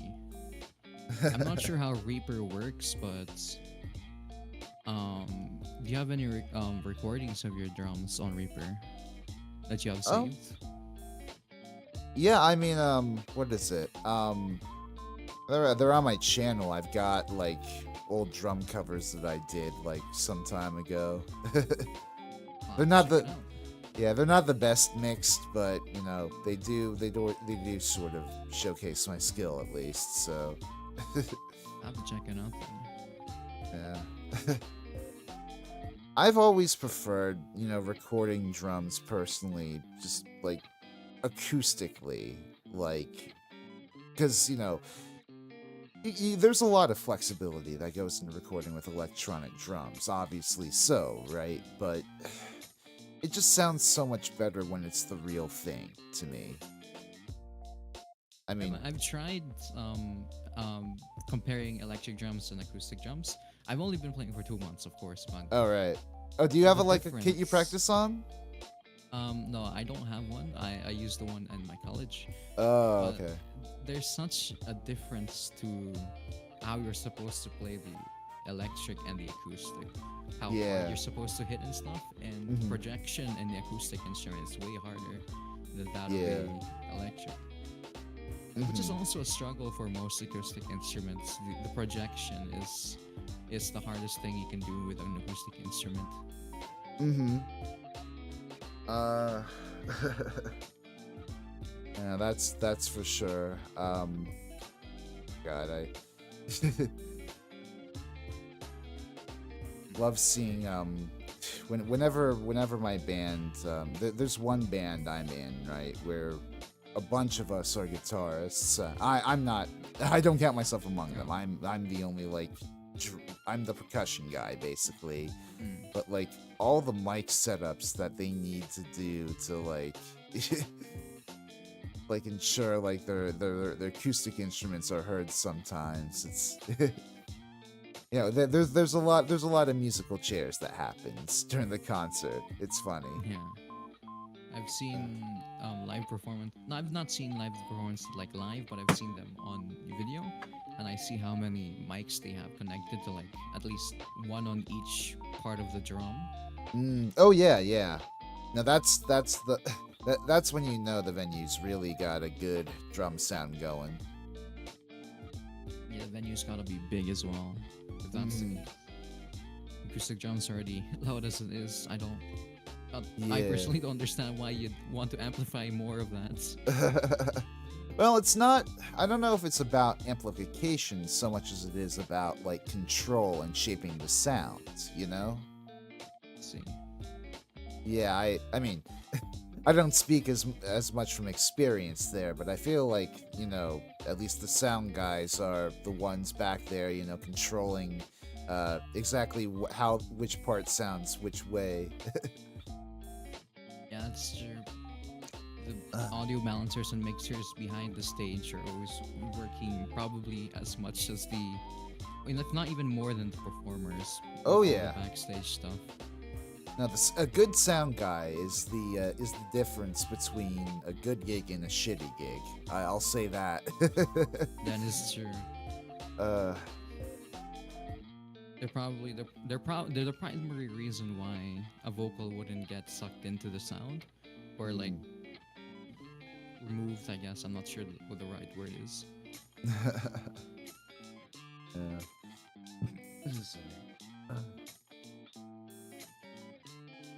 What else? Pretty much run out of all my questions for you. I didn't really have any other things planned. Did you have anything else you wanted to talk about, I guess? I'm not sure myself. I'm more interested in learning about most of your stories than mine, because I'm fairly new to the musical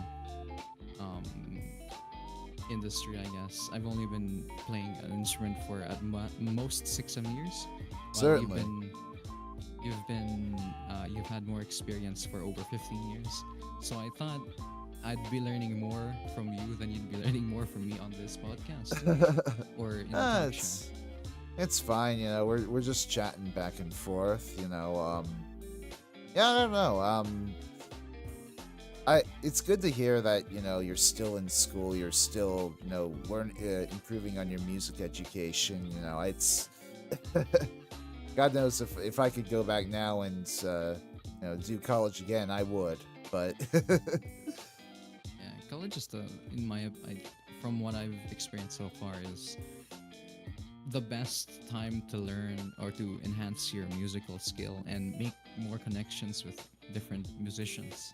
absolutely, yeah. Like some of the people that I'm playing with right now are, some of my old college friends. That's one of the bands I was talking to you about. But, otherwise, it's, you still have a way of making, you still have a way of connecting with musicians. Like the other band that I'm in, we met over Craigslist, believe it or not. Yeah, there was like an ad or whatever. Somebody was looking for like a Bonham-esque drummer, and I was like, "Ooh, you want a hard rock drummer, huh?" And I was like, "Okay." And lo and behold, I'm still in that band 5 years later. Christ. That's kind of awesome, though. Yeah. For over 5 years in the band. Yeah. No, It's great. The shame of it is, we had some momentum before COVID hit, but then, when that happened, we couldn't, do any gigs. We practiced, every now and then. We even recorded like a bit of an EP, but, we couldn't really do anything with it. Yeah, that's the love-hate relationship with COVID. Yeah. That's the thing, you know.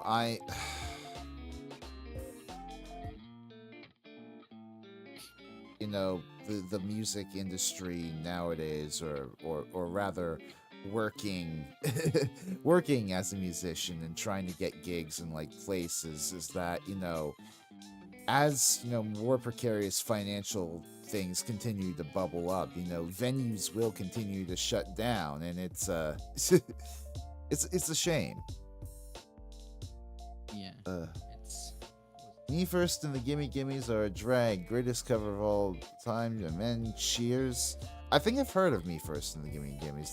That's that one fucking. Oh yeah, they're a punk rock band. uh, Post Ramones. Yeah, no though. I think I definitely think you have the compositional skills to continue making it, at least doing, you know, like commission work on the side. There's a friend that I have, Noriboshi Ariel. She does a lot of commission work herself, currently on the side, as well as, you know, being a VTuber person. So, that's nice. yeah, I don't know. There's definitely a lot of space in the VTubing community for music work. Yeah, You know, if you there's a lot. yeah, if you got anybody needing like BGM, like maybe slide into their DMs, be like, hey, I can compose you something epic. I think in terms of VTuber, what do you call that? Assets. I think music and BGM, not all the sorts of stuff like that, are, believe it or not, the most underrated ones in the Oh VTuber scene yeah, no, compared to totally. like art and stuff. Yeah, yeah. You can find like royalty-free music anywhere in YouTube or whatever. Hell, I'm using it right now. Yeah, I know. It's easier to do that instead of paying some sum of money to make a BGM. Yeah. I mean, it is Well, it's the financially affordable option is the thing. You know, music commissions are considerably more, you know, expensive than just like, you know, commissioning like a static image from somebody. that's kind of true. I mean, in some cases, I don't know. It depends on people's rates, dependent on, you know, what you're getting commissioned, but I found that like when it comes to what's more expensive, professionally, the art scene is way more expensive when it comes to professional yeah, products. makes sense. I mean, I don't know. I have a background personally that I was able to get done for like close to, was it like 85, 50, something like that, or 60? I don't know. I think it was like 2 payments of like 65 or whatever. So I got like pretty cheap background image for that much. How to say? Pretty good. Yeah, I don't know. I don't understand much about the commission space myself. I don't do anything on commission. I only have a Patreon. I see.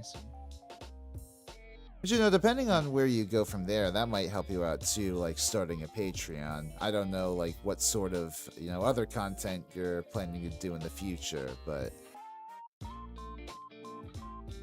what kind of content do you put on your Patreon? mostly just like exclusive videos. You know, I was saying a bit, you know, at the start of the stream, I do like these normal blog posts like every month. I've recently started that. You know, I did my first post from that last month, and I'm probably gonna do another one tomorrow. But you know, basically just you know, more stuff to give like dedicated fans, you know, people who want to support you financially, like a sort of little bang for their buck, you know, with something extra. Yeah, that's good. Yeah. No, I think there's a lot of ways, definitely, for musicians to make it nowadays. It's just like the big thing is like so much of it depends on like who you know and like where you happen to be at the time. Yeah. Like I don't know. Do you use TikTok at all? Are you one of those Zoomers or TikTok? TikTok? I have no, I don't use that. In fact, I openly talk shit about TikTok. Makes sense. Yeah. No, I don't really use TikTok either. Though I do know it is. I have heard a lot about its promotional potential. Yeah, it definitely has a lot of growth potential. Yeah. Uploading I there every now and then. my whole thing is just like because I have my own like day job right on the side that I regularly work. That by the end of the day, I barely have any energy to commit to like doing the sort of like necessary like promotional work that I would need to do to like reach that much of a wider audience. Yeah, that's understandable. And that goes double both for VTubing and for music too. Like you need to definitely have that drive to get out there and like search for search for gigs yourself or whatever, or search for bills that you can get your band on. That's something that my bands have been struggling with, has been able to finding those, seizing upon those opportunities. Yeah, it's hard to get gigs. I've only performed ever once outside of the college as a Right. band with other people that play anime music. Right. It's hard, and sometimes you need to pay. Yeah, no. It's hard. Yeah, I'm not a fan of whenever you have to like sell a certain amount of tickets or whatever, or pay out of pocket. That's never fun. Yeah, it's stress inducing because all you want to do is play in front of other people. But if you don't meet the quota, you have to pay. It's Yeah. very stressful. Yeah. 'Cause in some way, it's telling me like your performance wasn't good, kind of thing, because they didn't Yeah. come and stuff like that. Well, Demotivating. never take it that way. I'll say that much. I mean, there's there is the whole it's a cliche, right? If you ask your friend, they'll have like a million different excuses for why they can't come to a gig.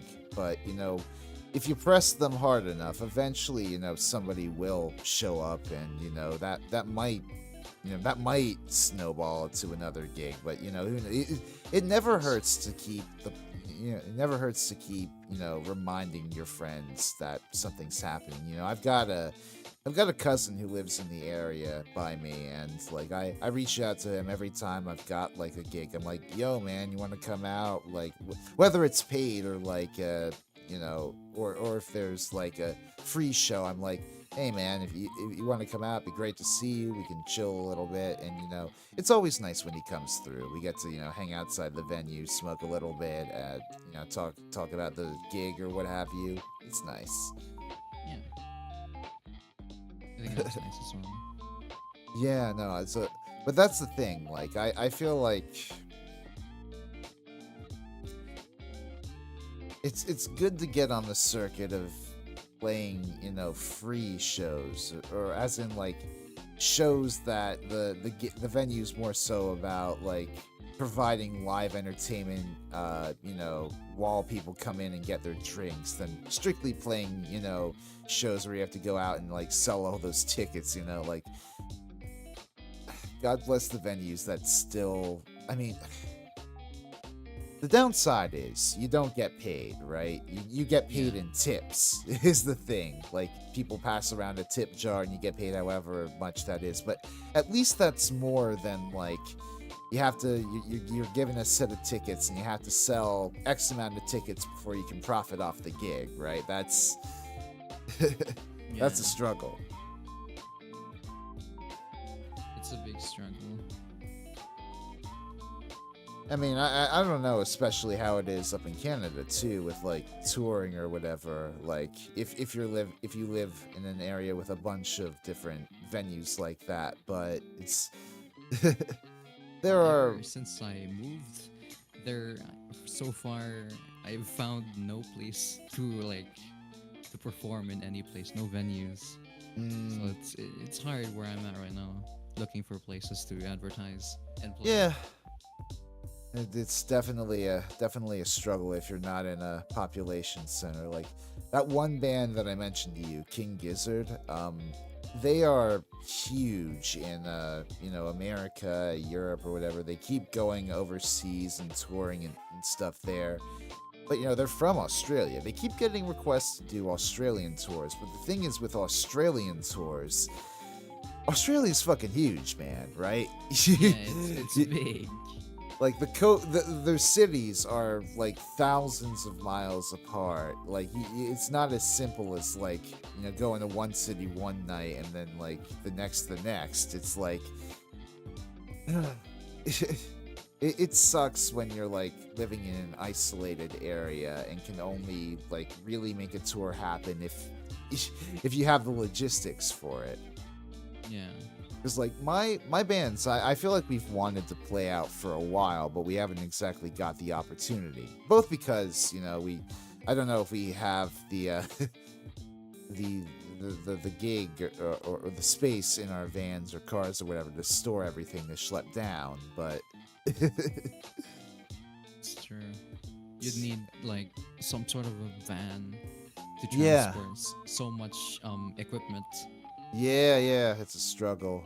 Which is, and to that's the transport them good thing. safely. That's a good thing about a lot of a lot of the venues that live nearby. They have a lot of house equipment for people who are, coming up, in vehicle, on train or whatever. I'm able to just zip up on the subway with my drum bags, and they've got a kit usually there. Oh. Is it Yeah. wait, is it easy for you to transport a full drum set? Oh no, How do not you a full, usually go not a about full it? kit. No, it's they usually when I go to a venue, they have like a shell of a drum kit there, like toms, a kick drum, maybe a snare, like some cymbal stands, and usually I end up bringing like the cymbals and my own snare because I just have a preference, for how my snare sounds. But I see. it's very easy that way, just sort of not bringing my entire life with me in terms of like a drum kit or whatever. Though I have in the past, I've had to break down an electronic drum kit and transport that in a suitcase before, which is never a fun thing to do, but I'll do it if it means bringing some sort of portable drum kit to that's the thing with one of my bands. We've rehearsed in like one of their parents' places before, and that's required me bringing up that electronic kit. So On the bright side, I got. It's nice to know that you don't have to bring full acoustic drum sets to venues. yeah. I mean, was that what you guys had to do? Your own bands? Yeah, we had to do that because they didn't have one. They didn't Man, have one in the venue for some reason. that bites. Yeah, no, it's nice to have like your own drum kit. I unfortunately don't have my own acoustic kit here. I have an acoustic kit like somewhere at home, but up here, I think the only acoustic kit I have access to consistently is the one that is owned by one of my bands. So I see. yeah, I kind of just have to practice on an electronic kit. Like if you ever need a good electronic drum kit to practice on, I highly recommend the Alesis Nitro Mesh. It's a decent price, and you get like a decent range of settings. Well, how do you spell it? Alesis, Alesis, Nitro Mesh. Let me see. Oh, yeah, those are pretty good prices. Yeah, it's a good kit. And I've had mine for, geez, I think I've had it like just about as long as I've been up here, so like 6 years by now, and it's been pretty reliable, pretty durable. I think the only thing I've had to replace is the kick pad. I see, I see. Yeah. I'll definitely think about And upgrading. it's got MIDI capabilities. So if you want to record live drums for any of your songs, you know, you can get like a MIDI cable and hook it up with your drum kit or computer. I think the one I have currently also has that, but I don't think I have a MIDI cable. I don't think I've heard of a MIDI cable either. Oh yeah. No, it's I don't know too much about MIDI recording myself. I just know it's a way for me to record direct into my computer. That sounds cool though. I might order one myself because I'm pretty sure I have the input for a MIDI cable. So Oh yeah. Awesome, yeah. Oh yeah, you plug it right into your computer, you're able to hook it up to a VST and just go, and you got a drum part there. That's how I've recorded my past few covers actually.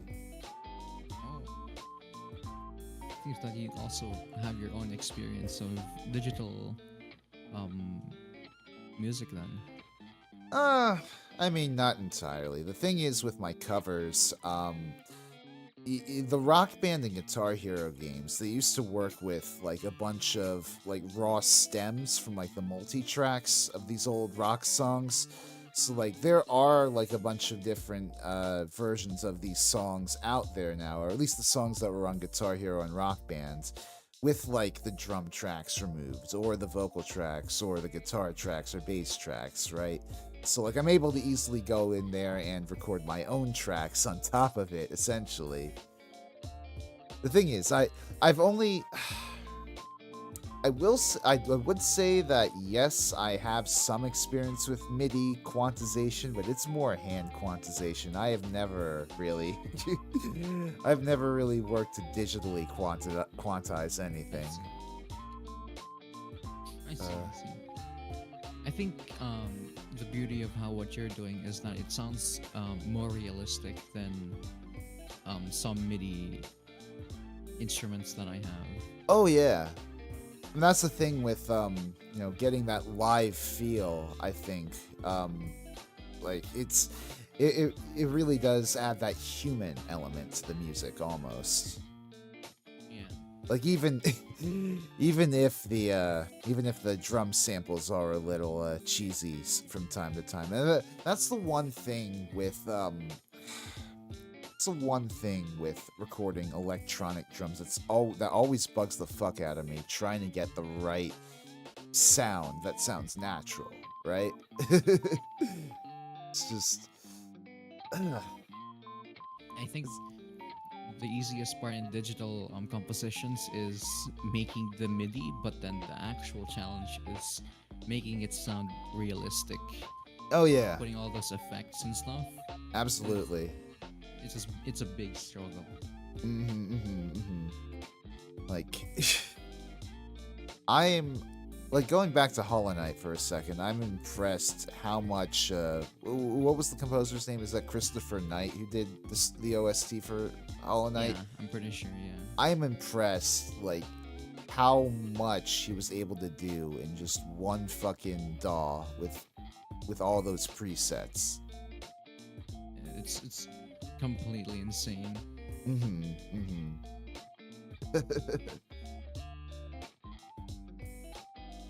I mean, I have in the past actually, I have tried my own hand at like composition, but that was more in like sheet music programs. Like, are you familiar at all with like MuseScore, Sibelius, any of those things? I am familiar with them. Yes. I think when I was in Vienna, actually, I took a class on music composition where I had to do, I had to write like a few things in like one of those programs. I forget if I used MuseScore. I think it was MuseScore because it was free or whatever. But I used it, and ended up composing this string quartet with like beatboxing accompaniment or something like that. I wanted to try and do something, I guess, experimental in that way. I don't know how cringe it ends up coming off in hindsight, though. It's really nice that you had a musical composition kind of course in your Yeah. place. That sounds really cool. No, it was a lot of fun, and it was with somebody who was actually an established composer herself too. So she knew she knew sort of what she was talking about in terms of trying to. She took a very like hands-off approach to things. You know, she gave us a bunch of examples of how things might be composed, but she never like imposed any sort of strict, you know, way of how it would, how we would write. Like just sort of left us to our own stylistic devices. That's a nice teaching strategy for a professor, actually. Yeah, and it was really fun too because we actually got to towards the end of the semester we got to sample like one of our pieces or whatever, or like a part of our piece at like some sort of a recital where like some of our other classmates in the abroad program, we specifically were we were able to get some of them together and like have them practice our music and then deliver it for a recital. So it was just this really cool like student run, well, it was run by the program, but like, the students sort of organized, put it together, and like, had their own music premiered, and that's how I conducted a string trio while beatboxing, or trying to beatbox. That's very fun. Having like composing an entire piece and then having other people perform it for you. Oh yeah, that's such a good. It is a surreal feeling to see a piece of music you composed be brought to life. Like not just classically either. Like one of my bands, I've sometimes I have an iPad, and sometimes I'll open up GarageBand and demo things. I used to do that a lot more back in the day, back when the pandemic was raging, and I, had a lot more time on my hands. I would do that. But I brought some of these GarageBand ideas to this band, and we're a bit more heavier than the other. And it's great hearing like these powerful fucking riffs that I thought up in my head be translated into this kick-ass, grunge song. It's always a delight hearing that translation. I think that's one joys of being a composer, seeing your works come to life from other musicians. And especially so for me, because the thing is, like, I obviously have a rhythmic mind, but like in terms of like theory, like my music theory knowledge is very rusty. I had, plenty of theory courses back in college, but since then I haven't really been keeping up with that as much. So like whenever I have to write something, it's usually like something that's been like running in my head or whatever that I have to try and translate, into like some sort of tonality that makes sense. Yeah. I will say though, I think as a classically trained person, or like for the guitar, at least from a professor, the more you learn, the less they'll forget about music theory, and they'll just use other terminologies to simplify it for you. Oh, So yeah. a lot of the terms they taught when I still began music theory, they don't use it anymore. So I feel like as long as you have the basics of music theory, it's easy to understand. You don't need to learn like complex things unless you're going like really serious on it. Yeah, that's true. Bit late, but hello. Hey, Frank Stalag. I don't know exactly how much longer we're going to keep going. I I need to get some dinner at some point, but we're here. We're talking with Teji. This has been really fun, man. You're pretty chill. No, I appreciate it. It's really nice talking with you and Yeah. talking sorry, about go ahead. music, because It's not every day that I can talk to a VTuber who's also like be at least somewhat deep into music or deep into music. It's always nice talking to other VTubers who do music like that as well. And Hey, man, also, yeah. I feel like I've learned a lot through listening to your stories as well. Oh, well, shucks. I'm happy to happy to provide some inspiration to a budding young musician. Yeah, I've been listening to Frank Zappa's 70s stuff. One Size Fits All is a banger. God, I really need to listen to more Zappa. Teji, here's another cool Another. musician you can note down for Aw. rock or jazz or whatever. Frank fucking Zappa. He is he was actually a classically minded musician himself. I think he wrote as a young kid to Edgar Varese, the guy who was sort of the French modernist composer behind electronic music, and from there he'd sometimes compose or conduct for orchestras and stuff. But I really need to listen to more Zappa myself. There's a lot of musicians that have worked for Zappa that I'm familiar with, like Adrian Belew is a fantastic fucking guitarist, played for King Crimson in the 80s, Bowie in the late 70s, stellar fucking guitarist. But no, I haven't listened to much Frank Zappa in a while. I fucking dig the shit out of Inca Roads though. Ah, I feel like a lot of classically trained guitarists from back then. So from your context, I've heard that a lot of them are classically trained who have Right. branched out to different kinds of guitars and different styles of genres, right? mhm. I think that's the same for me because I don't think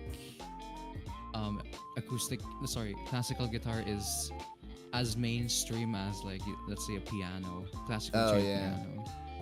I feel like that's a big reason a lot of guitarists, at least for me, classically trained guitarists branched out to let's say electric guitar because it's more mainstream when it comes to music with pop sorry not pop with the rock, all sorts of rock and jazz going around. Absolutely.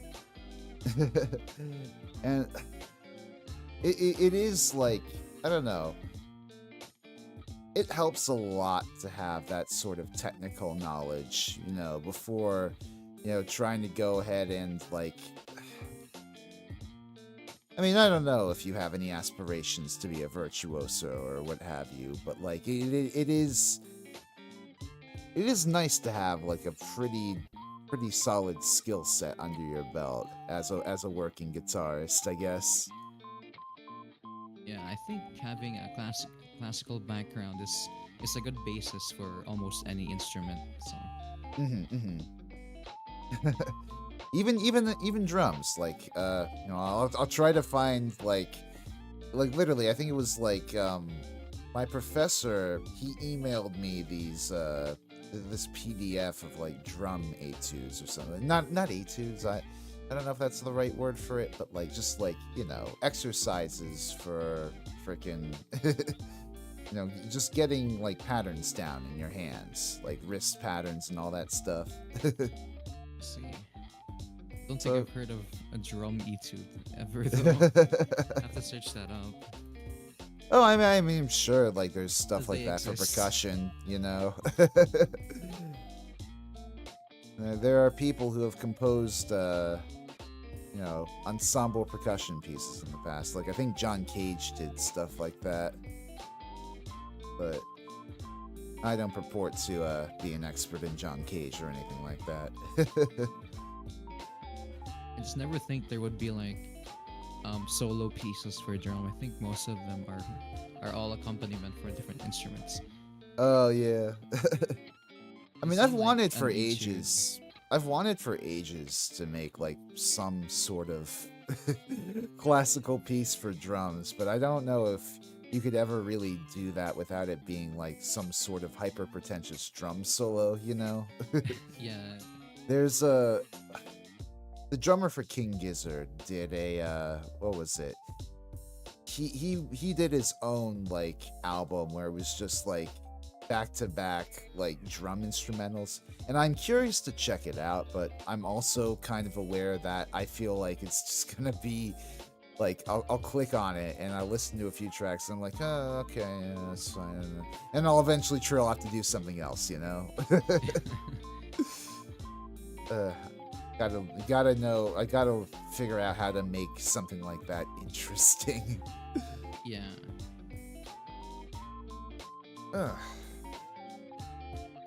But okay then, you know, I think I'm good to call it a stream for there. Yeah, I think this is a good time to end. Yeah. Thank you for having me on your channel. Of course, Teji, thank you so much for coming. Everybody in chat, or at least my viewers here, I don't know how many Teji viewers are among the watchers. Please do go subscribe to TejiKuraibu. That is, I think, one word on YouTube. TejiKuraibu. Just that on YouTube. Go look him up. He's very cool. He's also on Twitch. He does game streams, does music streams time to time. And yeah, as this conversation shows, he is a very chill dude. Teji, thank you very much. Thank you for also educating me in some new bands as well. I'll definitely Of check course. them out. Of course. And as for the rest of you, hopefully I'll be streaming again next week and have another guest lined up. You know, I'll be doing more work on my Glam Metal Origins script, and hopefully you'll be hearing a lot more news about that soon. Hopefully I'll have something else down the pipe too, but you know, who knows for now. There's still a lot that I've got to figure out. But until next time, I will see y'all next time. That was kind of redundant. Bye-bye. Bye-bye. And